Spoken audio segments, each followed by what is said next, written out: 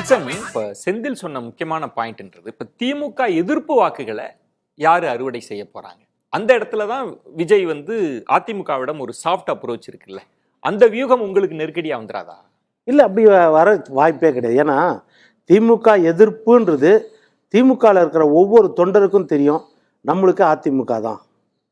இது வந்து அவங்க மனசுலேருந்து அதை மாற்றவே முடியாது. அதே மாதிரி தான் அதிமுகவில் ஒரு சில சிதறல்கள் இருக்கலாம் நீங்கள் சொன்ன மாதிரி. மற்றபடி பார்த்தீங்கன்னா அது பெரிய சிதறல்கள்ன்றது வரக்கூடிய வாய்ப்பே கிடையாது. இப்போ அங்கேயே என்ன எதிர்பார்ப்பு நம்ம சொன்ன மாதிரி பார்த்தீங்கன்னா, இப்போ செங்கோட்டையன் சீனியரு எம்ஜிஆர் காலத்துல இருந்தால் எல்லாம் பேசணும். ஒரு 10 நிமிஷமாவது அவருடைய மண்ணில் அவரை பற்றி பேசுவார்னு பார்த்தா 10 வினாடி கூட பேசல. கடைசியாக தான் நன்றி சொன்னார், அவ்வளோதான். அப்போ யோசிச்சு பாருங்க, எந்த எதிர்பார்ப்பு இருந்துச்சு? நம்மளுக்கே என்ன எதிர்பார்ப்பு இருந்துச்சுன்னா, அங்கே செங்கோட்டையன் தான் மைய பொருளாக இருக்கும், செங்கோட்டையனை பற்றி தான் பேசுவாங்க, ஜெயலலிதா அம்மாவே பேசியிருக்காங்க, இதெல்லாம் இருந்துச்சு. ஆனால் அங்கே 10 வினாடி கூட அந்த வார்த்தை வரல. அதுதான் நடைமுறையில் அவங்களுக்கு தெரியும் யதார்த்தம் என்ன அப்படின்றது, அந்த கலை யதார்த்தம். அடுத்தது என்னன்னா, அவர் வந்து தொடர்ந்து நீங்க பாருங்க, திமுக எதிர்ப்புல கூட பெரிய அளவுல இருக்கிறாரா, கரூருக்கு அப்புறம் தான் பெரிய அளவுல இருக்கிறாருன்றது தான் தெரியுது ஒழிய, இல்ல ஃபார்மாலிட்டியா தான் பேசுவார். 8 நிமிஷம் 9 நிமிஷம் 7 நிமிஷம் 6 நிமிஷம்ன்றது நம்ம பார்த்தோம். இந்த மேடையிலயும் அந்த வார்த்தைகள் வந்து திமுக எதிர்ப்பே உண்மை. ஆமா, இந்த மேடையிலயும் அதான் வருது. கொண்டையை மறைக்கணும்னு வருது, ரிப்பீட்டுன்னு வருது, அப்புறம் மாசுன்னு வருது, அப்புறம் டிவி கேடான்றாரு. நானா எம்ஜிஆர் வழியில ஜெயலலிதா அம்மா வழியிலன்னு, இது வந்து சாதாரண விஷயம் கிடையாதுரா, இது டிஎம்கே இல்லடா, இது டிவி கேடான்றாரு. அப்போ பாருங்க எல்லாமே எப்படி இருக்குதுன்னா, அது என்னன்னா முதல் மீட்டிங்ல வந்து அவருக்கு வந்து காமராஜர், பெரியார், அம்பேத்கர், அஞ்சலை அம்மாள், வேலு நாச்சியார். அதுக்கப்புறம் அப்படியே டிரான்ஸ்பர் ஆகுது. எது அண்ணா வராரு, அடுத்து எம்ஜிஆர் வர, லேட்டர் ஸ்டேஜ்ல வராங்க அவங்க உள்ள. அப்பயே நீங்க முழிச்சிருந்திருக்கணும். இல்ல அது தேவையில்லைன்றது. எதுக்கு முழிக்கணும்? இத போய் ஏன் பெருசாக்கணும்? எல்லாரும் கையில வச்சுக்கலாம். இப்ப நீங்க டிடிவியோ சசிகலா அம்மாவோ கம்பேர் பண்ணீங்க, அவங்க வந்து கொடியும் சின்னத்தையும் கட்சியையும் அவங்க பயன்படுத்தினாங்க. எம்ஜிஆர் படத்தை பயன்படுத்த நம்ம கேட்க முடியாது, ஜெயலலிதா அம்மா படத்தை பயன்படுத்துறத வந்து லீகலா கேட்க முடியாது. அது வந்து உரிமை இருக்குது, அது வேற விஷயம். அடுத்தது நான் என்ன சொல்றேன்னா, இது நான் சொன்னேன்ல, அண்ணா எம்ஜிஆர் பரிணாம வளர்ச்சி, இப்ப லேட்டஸ்டா என்ன வளர்ச்சினா ஜெயலலிதா அம்மா வளர்ச்சி. ரைட், 2016 வரைக்கும் வந்தாச்சு. இல்ல வில்சன், உங்களுக்கு தெரியாது இல்ல, கமல்ஹாசன் என்ன சொன்னார்னா, ஷூட்டிங் ஸ்பாட்ல வந்து எம்ஜிஆர் என்ன தூக்கி வச்சிருந்தாரு, என்ன வளர்த்தாருன்னதுக்கு எதிர்வினை வந்தது, அதெல்லாம் நீங்க பேசக்கூடாது அப்படின்னு. ஆனா விஜய்கிட்ட ஒரு ஸ்டைல், அந்த இடத்த தான் நம்ம திரும்ப திரும்ப டீகோட் பண்ணிட்டே இருக்கோம். மறுபடியும் சொல்றேன், இப்ப நீங்க அவர் சொன்னாரு எதிர்வினை வந்துச்சு, எதிர்வினைக்காகத்தான் அவருக்கு ஓட்டு விழலையா வில்சன்? இப்ப வில்சன் சொல்றது, விஜய் என்ன ஸ்ட்ராட்டஜி போட்டாலும் திமுக எதிர்ப்பு வாக்குகள்ன்றது எங்களுக்கு தான், நாங்க தாவேகாவை பொருட்படுத்தலன்ற பாயிண்ட்டை எப்படி எடுத்துக்கிறீங்க? அப்படின்னா ஏன் இவ்வளவு தூரம் கஷ்டப்படுறாங்க?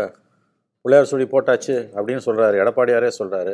அசம்பிளியில் போய் அரசியல்வாதிகள் எது பண்ணாலும் அதில் ஒரு வாக்கு கணக்கு இல்லாமல் இருக்காது.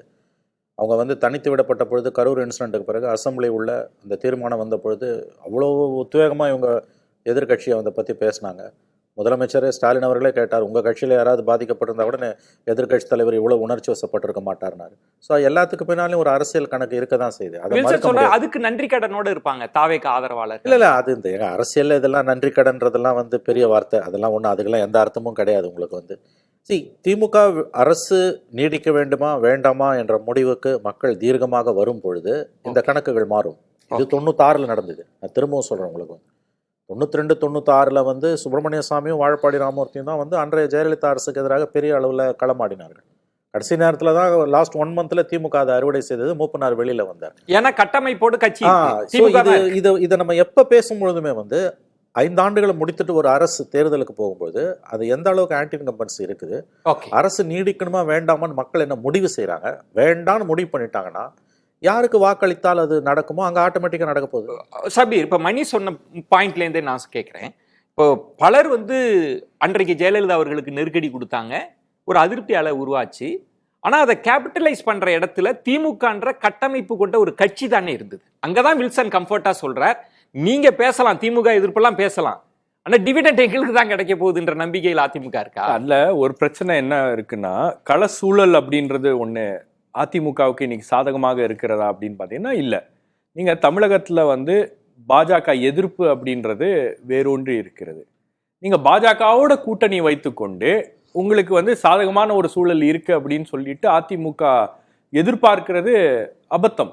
பாஜக தான் சிக்கல்றீங்க. நீங்க பாஜக சிக்கல். பாஜக இன்னைக்கு நான் என்ன கேட்கிறேன், நீங்க பாஜக அதிமுக கூட்டணி சேராத வரைக்கும் அட்லீஸ்ட் அதிமுக தலைவர்கள் சொன்ன விஷயங்கள், பேசின விஷயங்கள்லாம் வந்து அட்லீஸ்ட் கொஞ்சமாச்சும் மக்கள் கவனிச்சாங்க. நீங்க மறுபடியும் எந்த காரணமும் இல்லாம பாஜக கூட்டணியில போய் சேர்ந்தது பெரிய பிரச்சனையாகவே இருக்கிறது. இன்னைக்கு திமுகவுக்கு 3 விஷயங்கள் சாதகமாக இருக்குங்க. ஒண்ணு என்னன்னா, அவங்களுக்கு வந்து பாஜக எதிர்ப்பு திமுக விட வேற எந்த கட்சியும் சிறப்பா பண்ண முடியாது. அப்ப அந்த இடத்துல அவங்க வந்து ஸ்ட்ராங்கா இருக்காங்க. அந்த நரேட்டிவ் வந்து திமுகவுக்கு எப்பவுமே ஒரு சாதகமான ஒரு சூழலை ஏற்படுத்தும்.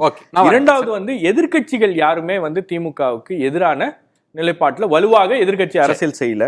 மூன்றாவது விஷயம் திமுகவுக்கு கூட்டணி பலம். இந்த 3 விஷயங்களும் வந்து திமுகவுக்கு ஒரு அட்வான்டேஜ் கொடுக்கும். பாஜக அவர் ரொம்ப நேரம் காத்துக்காரு, நான் கட்டாயம் நான் வரேன். செந்தில், இதை எப்படி பாக்குறீங்க?